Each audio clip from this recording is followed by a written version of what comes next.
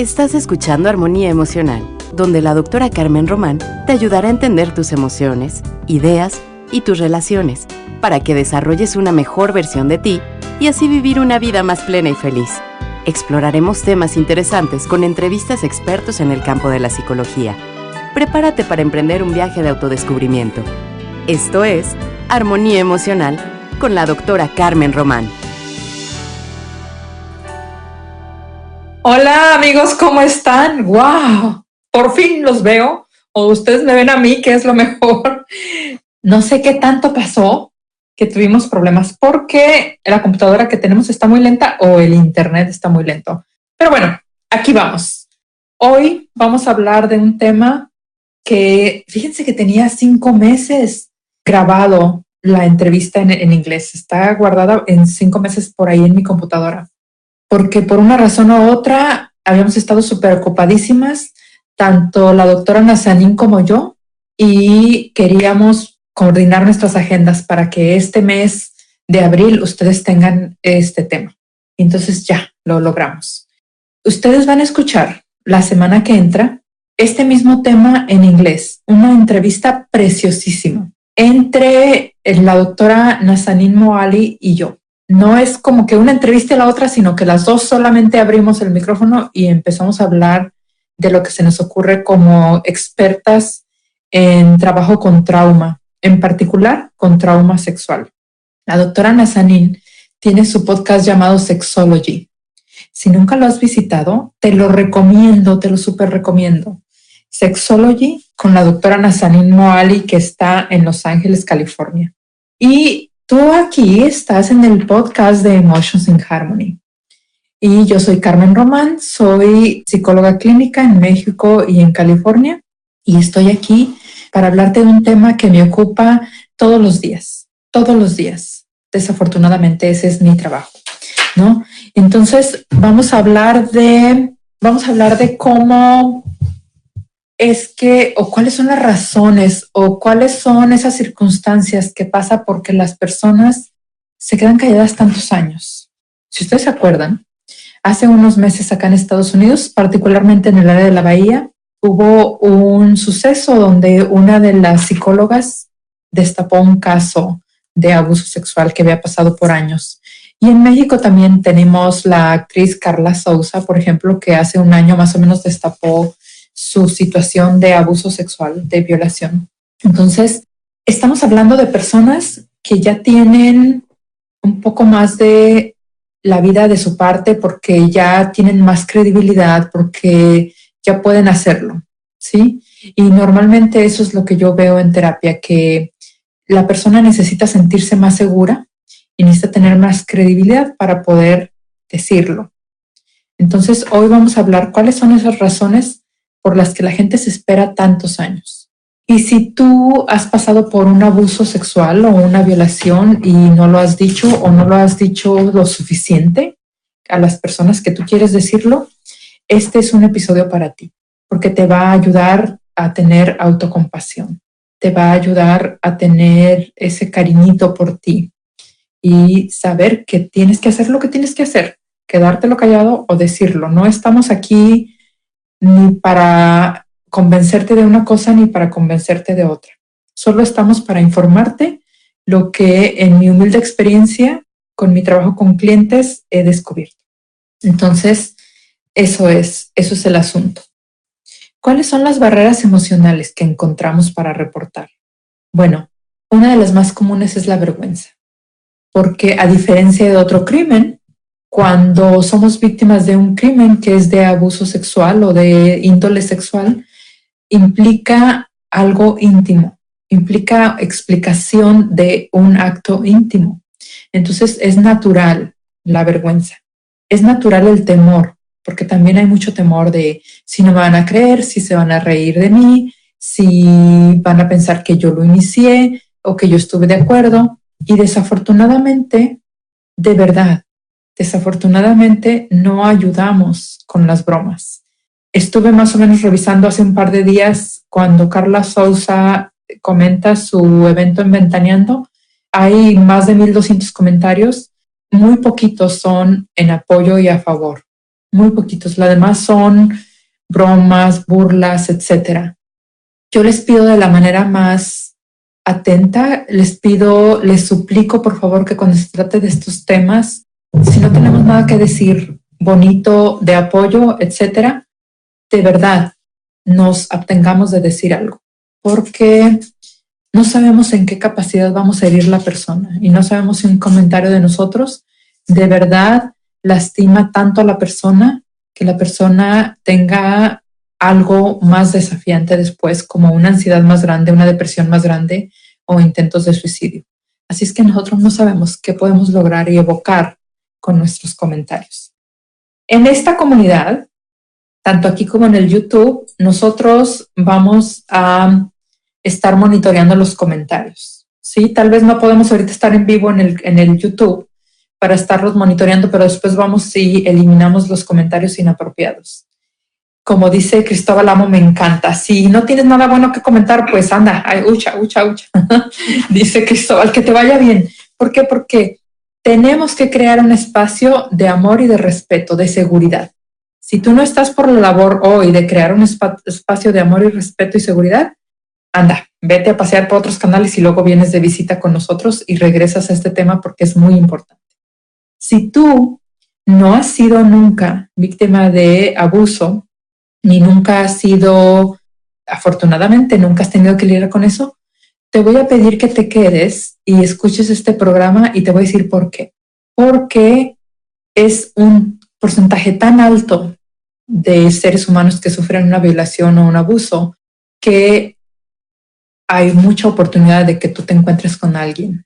Y espero que estés a la altura y sepas responder a la altura, que tengas esa información adecuada y necesaria. Entonces, quédate con nosotros, que esa es la intención, ¿sí? Si tú has sido la víctima, por favor, escucha este video conforme tú lo necesitas, pausa, repítelo, regresa después, vete a caminar, a bañar, etcétera, porque es un tema un tanto difícil.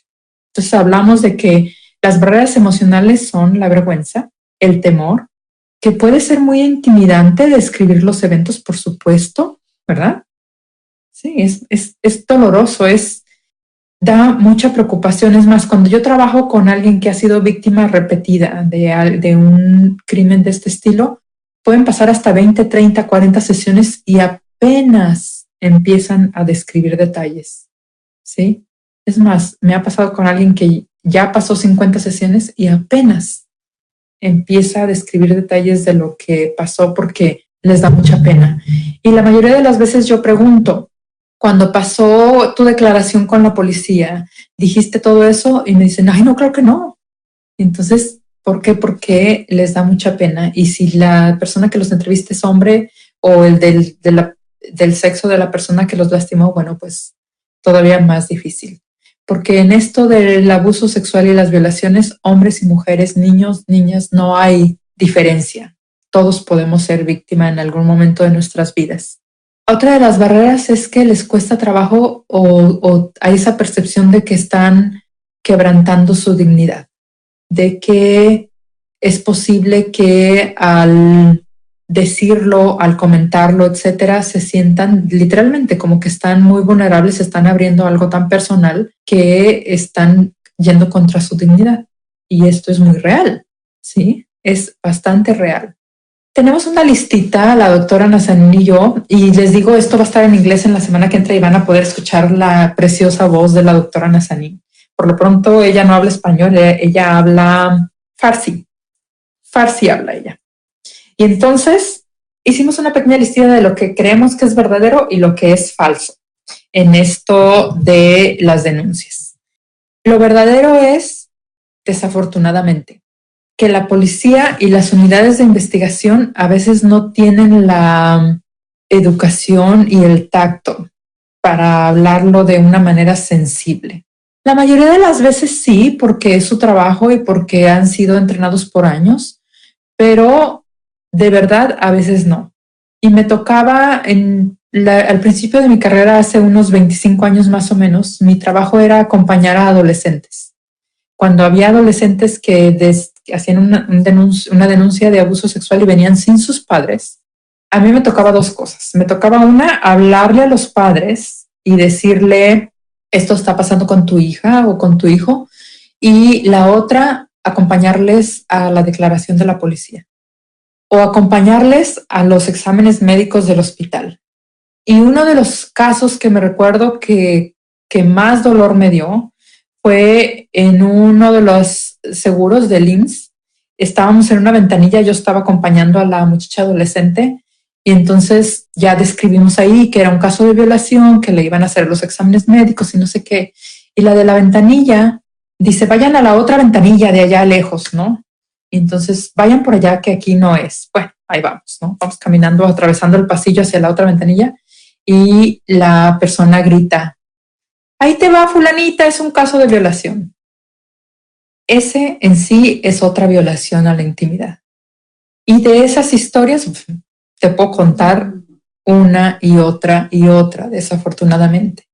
Te puedo contar historias donde hay policías, detectives, etcétera, que o se están riendo de la víctima o le están preguntando cómo iba vestida, si estaba tomada, pero con una intención de decirle por qué lo acusas, ¿no? O están preguntando detalles que ya no van, ¿verdad? Detalles que tienen que ver más con que ellos quieren, perdónenme que lo diga, calentarse la cabeza. Entonces hacen que las víctimas lo repitan una y otra vez, aún en terapia. Si estás en terapia o en algo espiritual, en un programa espiritual, o hablas con el pastor o con el sacerdote o con quien sea, aún con quien estés, si la persona te está pidiendo detalles que tú ya ves que ya son de más y que no tiene sentido, cuando están en terapia de pareja, es muy importante también porque las parejas, nuestra comunidad es muy linda, quiere quedar bien y quiere compartir lo más que puede, ¿verdad? Entonces, a veces hay terapias de pareja donde los involucrados quieren comentar todo a detalle su vida personal. Y para mí, para mi trabajo, a veces no es necesario. Para yo sacar mis conclusiones médicas no necesito que me digas detalles, no todo el tiempo, ¿no? Entonces hay que ser muy respetuoso cuando interrogamos a las víctimas de qué detalles vamos a pedir. Y si tú te has visto en esa situación y te sientes incómodo y ya te sientes invadido o invadida, puedes parar el interrogatorio y decir, ya, muchas gracias. Y hay que balancear. Es un balance, ¿verdad? Porque si queremos, cuando te toma la declaración, si queremos que esté lo suficientemente claro como para el juez y los jueces, el juzgado tengan todo a la mano y tengan todos los datos a la mano. Entonces, sí queremos eso, ¿no?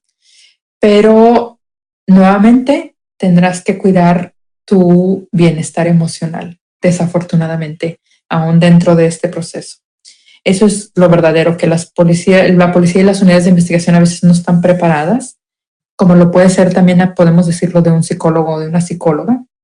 Podemos decir que este es uno de los crímenes donde la risa cínica y la burla está de parte de los que ayudan, desafortunadamente. Así está. Entonces, no todas las veces, la mayoría de las veces es con respeto, con cuidado, etcétera, sobre todo en las culturas como los Estados Unidos, donde la gente es cuidadosa de cómo va a tratar el cliente, ¿no? Aquí si te van a sacar sangre, te sientan, te acomodan, te explican, ¿no? Entonces, un poquito estamos mejor en los Estados Unidos, un poquito. Hay la falsa impresión de que el agresor es imponente, es como todopoderoso. Y esa falsa impresión la crea el agresor.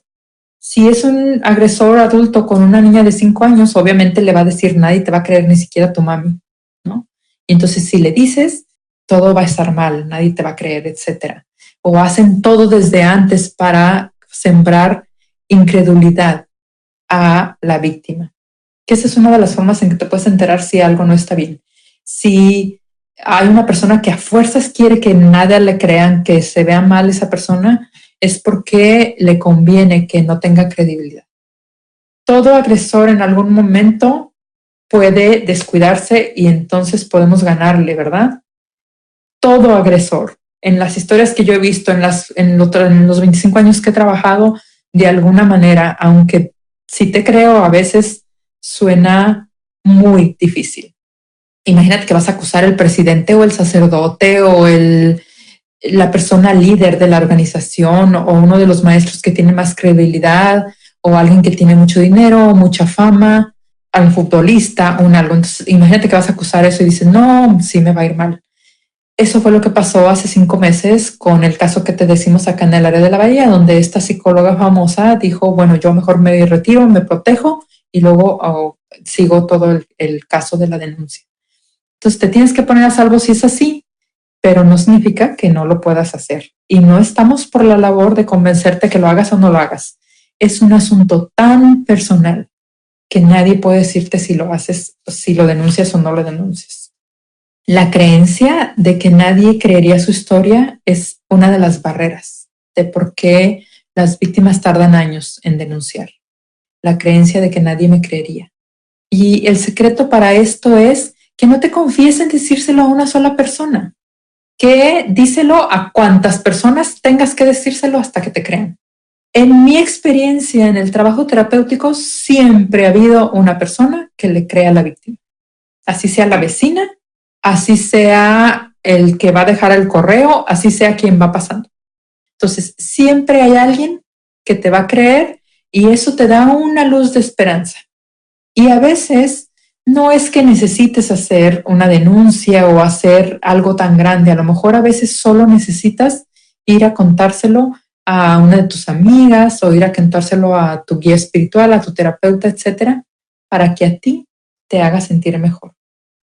Entonces, no es como, tú tienes que medir a quién y cómo y qué necesitas para tu recuperación emocional. Eso es lo importante.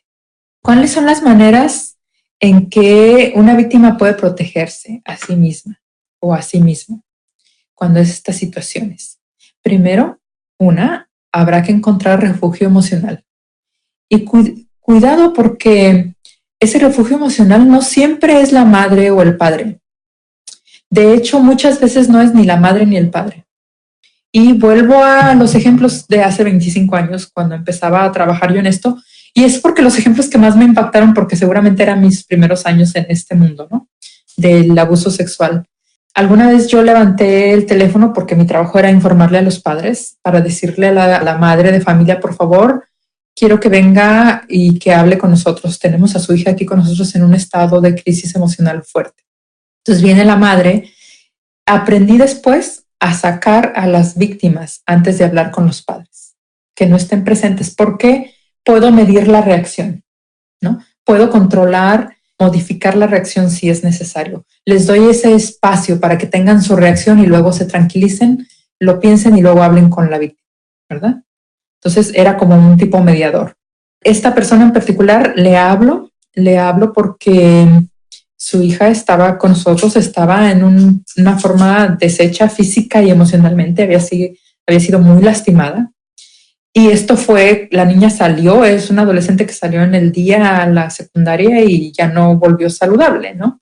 Entonces, hablo con la mamá y la mamá me dice, ¿y el honor de la familia? No. Sí. ¿Le preocupa el honor? Sí. O muchas veces las mamás no le creen. Sí. O muchas veces saben y ¿qué? no. Exacto, Dice Marisol, a veces las mamás no creen, o sabe y le tapa, exacto. Y entonces fue como respirar y decirle calma, calma, y luego, oh no, mi hija no es virgen, ¿y qué le voy a decir al padre? ¿Qué le voy a decir al padre? ¿No? Al padre del sacerdote se les refería, sí. No al padre de la niña. Y, oh no, la familia, bueno, ¿no? Yo lo voy a tomar de una manera. Yo lo voy a tomar como que el impacto fue tan fuerte que es más fácil preocuparse del qué dirán que de la salud de mi hija. ¿No? Podría ser. Podría ser. ¿Sí? Y en muchos casos sí es que las personas son tan víctimas, la persona miembro de la familia es tan víctima como la víctima. Porque, ¿qué vas a hacer si tu chiquita la mandaste por ahí y le pasó algo en el camino? O sea, que te da un sentido de impotencia terrible y un sentido de culpa terrible, ¿no?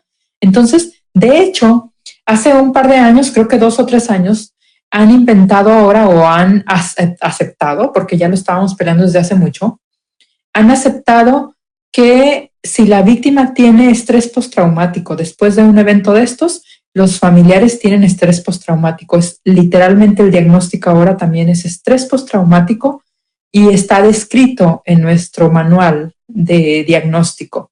Dice exactamente cuándo se ha enterado de que un familiar querido ha sufrido un trauma. Entonces, pues me tocaba ver estas reacciones de trauma, ¿no? Desde dónde están, que ahorita los voy a golpear, hasta ahorita pásame a mi hija porque le voy a dar unos garrotes. Todo. Y todo es posible dentro de la sorpresa. Por eso tenía yo que retirar la víctima cuando les estaba dando estos informes. Qué tema tan fuerte, ¿no? Qué difícil. Qué difícil. En todos estos años, en mi trabajo terapéutico, es los casos más difíciles, violaciones en grupo, etcétera. He visto a las víctimas sonreír de nuevo. Yo las he visto. Y a veces, ¿qué digo sonreír? Reírse a carcajadas, recuperar su alegría.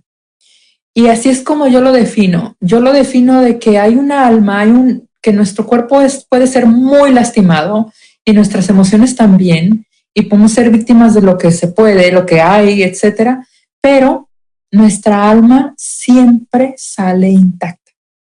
Y esa es la buena noticia. Si has pasado por un evento tan doloroso, tenlo por seguro que tu alma salió intacta y que con la ayuda, con los tratamientos, con los procesos adecuados, vas a volver a sonreír. ¿Y qué digo sonreír? Vas a volver a reír, porque sí se puede, ¿verdad? Lo he visto. Sí, yeah. Ya ven, hoy sí, qué bueno. Sí. A ver, yo tengo otra, así como para aligerarlo también. Estábamos en clase de yoga y salió el tema de abuso sexual, no recuerdo por qué, y una alumna decía, yo siempre pensé que si Dios no lo quiera me pasara a mí, yo al agresor le iba a decir, a ver, calma. Tú dime y hacemos, ¿qué quieres? ¿Grito, lloro, o sea, cómo? ¿Qué pasaría qué pasaría con el agresor? Fíjense que esto es muy interesante, Brenda, porque esa pregunta la tengo, o esa fantasía viene en los de que se pelearon para defenderse y en los que se dejaron. Es como, ¿por qué me dejé? ¿No? ¿Qué pasó conmigo que me congelé? Y es algo real, es una respuesta real. La persona se puede congelar por completo. Es más, hay algo que se llama disociación, que es ¡pum! Su capacidad de conocer quién es, se va, ¿no? Entonces queda como, digamos, como el costalito que es el cuerpo. Entonces, y luego regresan pues a encontrarse con el trauma, ¿no? Entonces, hay quien se puede congelar, quien se puede disociar, quien pelea. Hay todo un libro que escribieron unas personas en Nueva York donde entrevistaron a las gentes que han sido víctimas de abuso sexual, a miles de personas entrevistaron.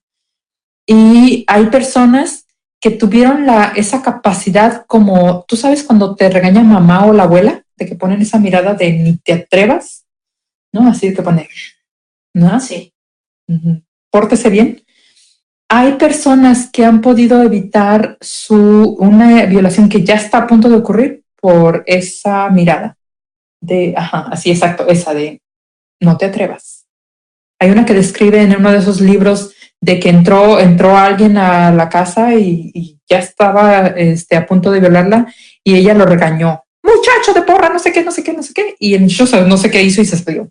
Ajá, es lo que me decía esta amiga. O sea, esta alumna, si lo sacas como de su mundo. De su mundo, ajá. O sea, así como, a ver, o sea, no te preocupes, vamos a hacer lo que tú quieras. ¿Qué como? ¿Grito? ¿Corro? ¿Qué te hace sentir bien? De su enfoque. Sí, de su enfoque. Y te voy a decir algo, nuestro cuerpo, y te voy a decir algo, cualquiera que haya sido tu reacción, si fuiste víctima de un abuso, te va a ayudar esto. Tu cuerpo sabía más que tú. Tu intuición sabe más que tú. Y si dices, ¿por qué no grité? ¿Por qué no corrí y le dije a mamá? ¿Por qué no le di con el florero? Ahí estaba el florero. ¿Por qué fueron tantos años? ¿Por qué fueron 6, 7 años? ¿Verdad? Porque Tu cuerpo sabe cuándo salirse sano y salvo. O sea, dices, ¿cómo? Si aquí están las personas y todas ellas me están haciendo esto y no corro, ¿cómo que mi cuerpo sabe? Sí. Te voy a decir por qué. Porque tu cabeza es como esas máquinas que pasan en las películas, esas de los Avengers y todas esas, escanean toda la situación y sacan conclusiones. Tu cerebro saca todas esas conclusiones y dice, si me muevo, me va a dar con la pistola que trae y no salgo viva o vivo, ¿verdad? Si le golpeo, si le digo, si no lo voy a lograr. Entonces, mejor no hago, o ahorita es cuando le pego, o ahorita, ¿sí? Entonces, el haberte quedado en paz, a veces hasta por años, cuando fue el abuso por años, es porque hasta que estuviste a tiempo y en toda tu disposición para salirte de la situación peligrosa. Es una sabiduría interna. Por favor, ve y regresa estos 3 minutos del video y escúchalo cuantas veces sea necesario mientras pasas la película en tu cabeza. Porque lo he visto una y otra vez. Tu cuerpo, tu sabiduría te dice, y me dicen, doctora, pero me tardé 2 años, 2 años me jalaba el pelo, me tiraba, me hacía, Sí. Y fue la vecina, no fui yo. Sí, es cierto. Pero ¿quién le dijo a la vecina? ¿Quién le dio esa mirada de autorización a la vecina? No, yo no, me obligaron. Te lo juro que uno puede obligar a la persona, a la víctima, a denunciar y la víctima dice, no, perdónenlo, pobrecito, no, era un malentendido, no esto, no lo otro. ¿Por qué? Porque solo esa persona sabe lo que tiene en su costalito. Si tú ves en la calle que la tiene ahí con la pistola, además, y tú vas y le quieres ayudar y le dices, ahorita llamo al 911 y la persona te dice, no se meta, no se meta, no se meta. 1, te está protegiendo a ti, porque esa persona se ve enojada contra ti. O 2, está protegiendo a sus hijos o su familia en México, o yo qué sé.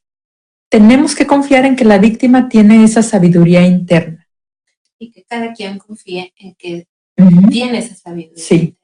Y bueno, que si no se salió, doctora, se murió, le pasó. A lo mejor lo hizo de la manera que más pudo salvarse. Y no lo logró desafortunadamente, pero a lo mejor hizo lo que más pudo.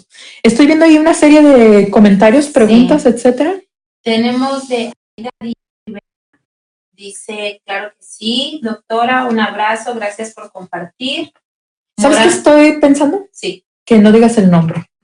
Ok. Siempre decimos el nombre, pero hoy no.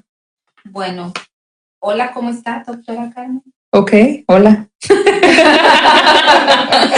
Así como, hola, quien sea, quien haya dicho. Perdón, Brenda, pero es que me quedé pensando el otro día en la noche y dije, bueno, la gente hace sus comentarios y nosotros ahí al aire. Bueno, ok. ¿Verdad? Porque luego si decimos el nombre se queda en el podcast. Oh, okay. ¿Verdad? Gracias, doctora, por su gran trabajo en los diferentes temas que toca. Y saludos. Por ejemplo, cuando son así comentarios, ¿no? Que hola, saludos, bueno, perfecto, ¿no? Pero cuando son algo más personal, no. Ok, entonces te mandó saludos María Elena y te mandó saludos... ¿María Elena Calderón? Sí. Oh, hola María, hola amiga. Fátima, Morán Fátima. Hola Fátima, allá te vamos a ver en agosto, Fátima. Espérenos en Guadalajara por ahí en agosto. Y luego a mi refugio de Ajijic, ahí voy y me escondo de la vida. Por allá. Muy bien. Entonces, que encuentre refugio emocional, que encuentre forma de hablar con alguien confiable o un terapeuta o un grupo que ya se dedica a esto. Estas son las maneras en que una víctima se puede proteger a sí misma. Y ya estábamos hablando, ¿no? De seguir tu intuición. Que tenga un plan de seguridad. En los Estados Unidos hay algo que es, y seguramente ahorita ya en todos los países, que se llama Plan de Seguridad y Apoyo Financiero. Es una serie de pasos donde de manera estratégica vas a planear cómo salirte de una situación si es que esta es una situación repetida. No te salgas así nada más así, ¿no? Desde tener una cuenta de banco o tener una bolsa con ropa y una serie de juguetes y una tarjeta para gastos o un poquito de efectivo en la casa de una amistad, desde tener siempre el número de un albergue cercano, etcétera, ¿sí? Bueno, en Eso en México es difícil. Los albergues ya no existen. Ya no. Este señor, que ni siquiera me quiero decir el nombre, no los quitó, ¿verdad? El señor presidente de México decidió que no se puede, que no son necesarios los albergues.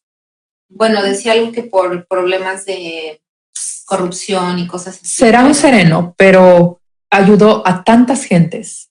Yo digo que es más la ayuda que la que no, ¿verdad? Bueno, lo comentábamos ese Sí. día, a lo mejor con una que ayude ya es bueno. Señor, usted, yo sé que usted no me va a oír porque está muy ocupado por allá, presidente de México, pero aquí le voy. Si una de las mujeres de su familia tiene algo o está sufriendo algo de las historias que yo escucho por años, le deseo en lo más profundo que haya un albergue donde la pueda esconder y no la encuentre la persona que la busca. Ya no se puede porque usted no los quitó, ¿verdad? Pero le deseo. Nos ha dado a donde nos duele como país, ¿sí? Porque las mujeres, especialmente en una cultura donde estamos, las mujeres tienen que apoyarse en los lugares secretos, o las víctimas tienen que apoyarse en los lugares secretos. Si no, hay gente tan terrible que los siguen hasta donde se puede. Y a veces entre más dinero y más educación, más difícil es esconder a estas víctimas. Entonces, sí era de mucha ayuda y sí es de mucha ayuda los albergues. Entonces, a lo mejor habrá que limpiar, a lo mejor habrá que poner unos donde trabajen las gentes honestas, yo qué sé, pero los necesitamos, por favor. Tengo otro comentario, dice que si podrías cambiar víctimas por sobrevivientes. Gracias, sí. Ese es mi... Ay, discúlpenme, tengo tantos años aquí metida que tiene uno que usar las nuevas palabras. Definitivamente, yo creo en el poder de empoderamiento. Y aunque en mi cabeza diga víctimas, no. De verdad son sobrevivientes, así como sobrevivimos de un accidente de tráfico, así como sobrevivimos de lo que sea, son personas sobrevivientes que están haciendo lo mejor que pueden para salir adelante. Y muchos somos sobrevivientes de muchas cosas. Así es que muchísimas gracias, sí, no debemos decir víctimas. ¿Cómo puede un miembro de la familia plantear la preocupación cuando sospecha de un delito sexual? Yo te voy a decir una cosa, no hay mejor manera más que preguntar directamente. Anímate a preguntar directamente, decir, quiero preguntarte, ¿hay alguien o fulanito o específicamente alguien te está haciendo algo? Entonces, esa es la mejor manera. Pero vamos a pensar que no puedes por lo que sea o que de todos modos preguntaste y no recibiste la respuesta, aunque tú tienes sospecha. Es importante buscar el momento adecuado. Y a veces no te esperes a la respuesta. A veces tendrás que decir, si algo de este estilo te pasa, aquí están los recursos. Si es que algún día alguien te toca de manera adecuada, si es que algún día, aunque tú sabes que le estás diciendo a la persona y que sí es cierto, a lo mejor tienes que usarlo de manera indirecta y decirle, aquí está el teléfono, aquí están los datos, aquí está el teléfono de un psicólogo, de un sacerdote, de una consejera espiritual, etc. Entonces hay que estar al pendiente. Lo mejor como miembro de familia que puedes hacer es trabajar en tu cara de póker. Porque cuando la persona te dice, tú vas a tener que, cuando la persona viene, neutral. Cuando la persona viene y te dice, es que me está pasando esto, tú neutral hasta que la persona termina de hablar y te dice qué necesita.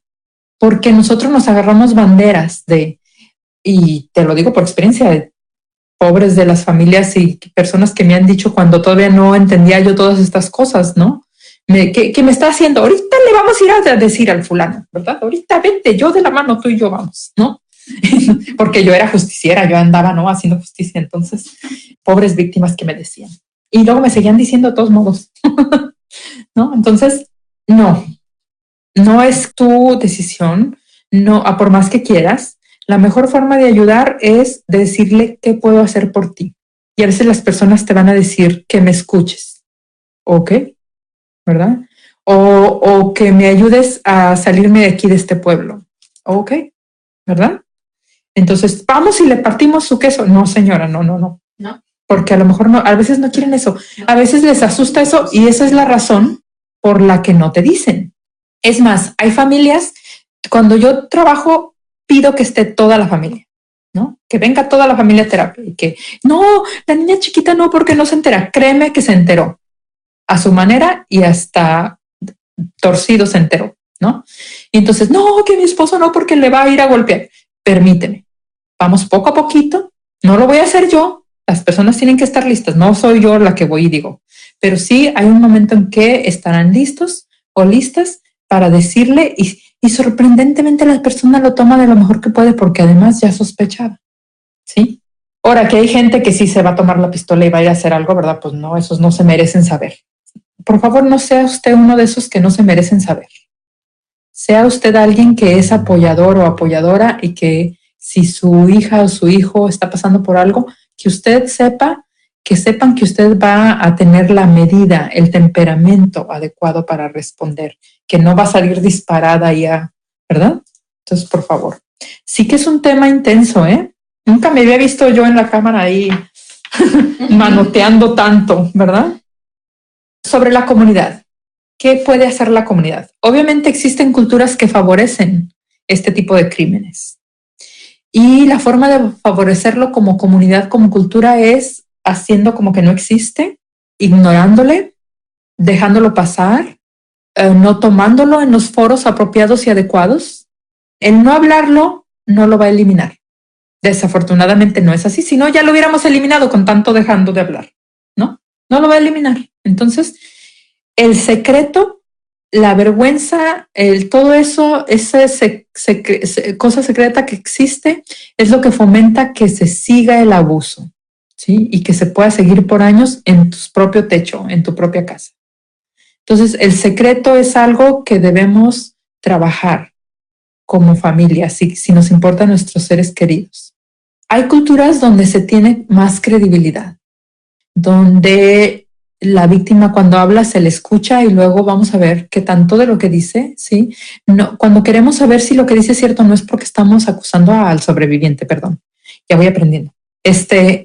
No vamos a acusar al sobreviviente o la sobreviviente, o le sobreviviente, porque ahora es él o la o le, no lo vamos a acusar, sino simplemente queremos más hechos, más información, porque obviamente tampoco es bonito cuando alguien está acusado injustamente, ¿verdad? Tampoco es bonito porque también les cambia su vida de por vida. Entonces, sí, cuando te están preguntando, sobre todo los detectives, etcétera, la mayoría de las veces es porque de verdad quieren tener los hechos para saber hasta dónde y qué pasó. Algo que hablábamos entre la doctora Moali y yo era que algo que me encanta que decía Moali o Nazanin, la doctora Nazanin dice, cuando se trata de un encuentro sexual, tiene que ser un sí entusiasta, dice ella. Es mejor que haya un sí entusiasta. No es como, no estoy segura y de todos modos ocurre. O no digo nada y de todos modos ocurre. O no y de todos modos ocurre. Todas esas son áreas grises que se puede prestar a que se llame una violación, ¿verdad? Entonces, si la persona no te dijo sí, entusiasta, y se ve que tiene el deseo de que sí, cuidado, porque se puede llamar imponerse, ¿no? Imponerse en la persona y sus deseos. ¿Por qué? Porque hay personas tímidas, hay personas que se congelan, como decíamos, hay personas que se disocian y no dijo que sí, pero no se fue, no se movió. Entonces, no, pero es que no me dijo que sí. No me dijo que no. No podía decir que no, pero no quiere decir que hubiese aceptado. Ojo, el hecho de que la persona vaya vestida, así vaya en bikini o sin nada, no quiere decir que ande diciendo que sí. No significa, sí señor, véngase a tu reino. No debiéramos, jamás debiéramos pensar que va la chiquita ahí con el short o con la minifalda o el jovencito con su camisa muy sexy. No debiéramos pensar, jamás debiéramos pensar que es una invitación. Claro. No, es una invitación. Se visten así porque se sienten bonitos, se sienten sexys, les gusta, está haciendo calor, qué sé yo. Y está bien. Y está bien. Sí, señor. No, hombre, ahora sí me han agarrado por todas las pasiones con este tema.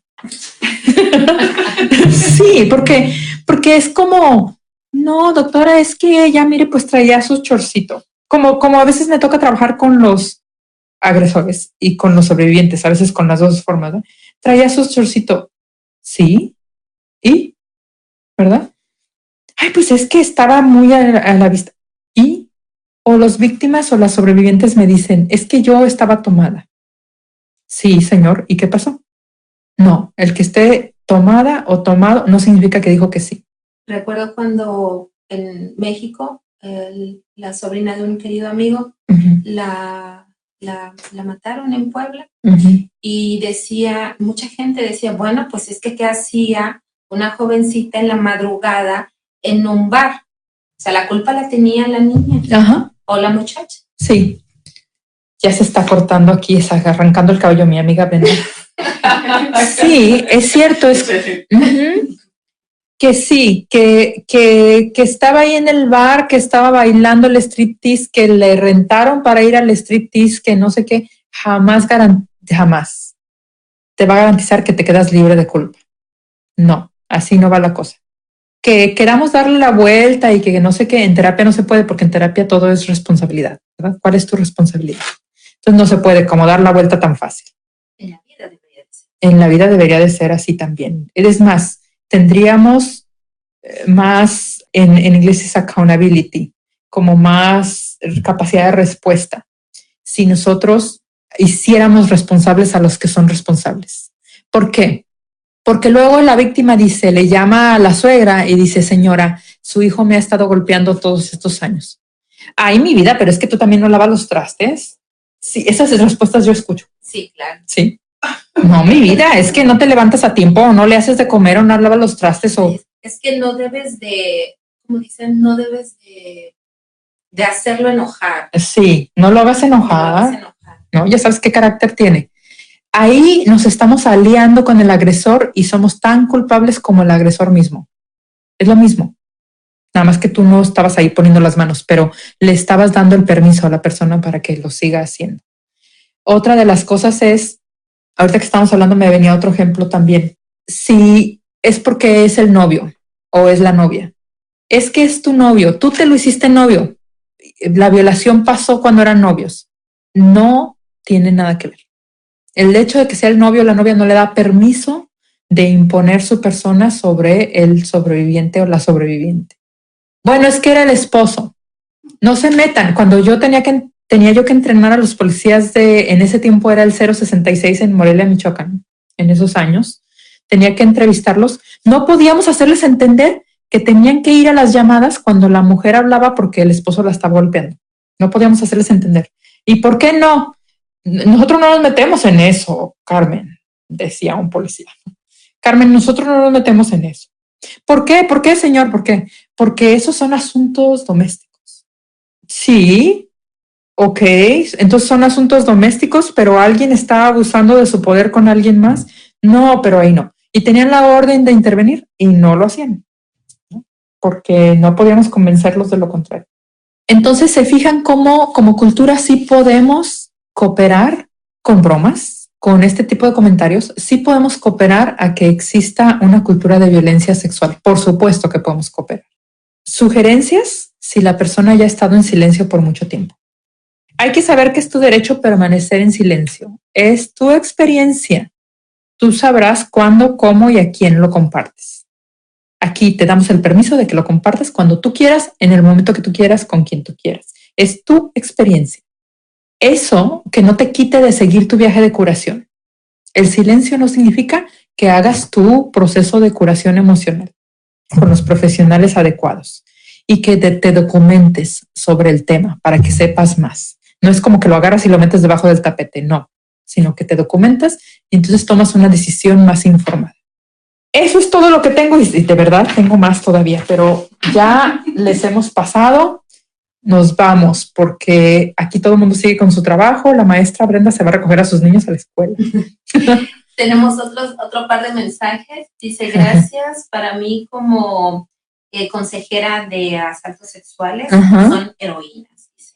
Y después dicen, amiga, gracias por esta información tan importante. Muy bien, muchísimas gracias.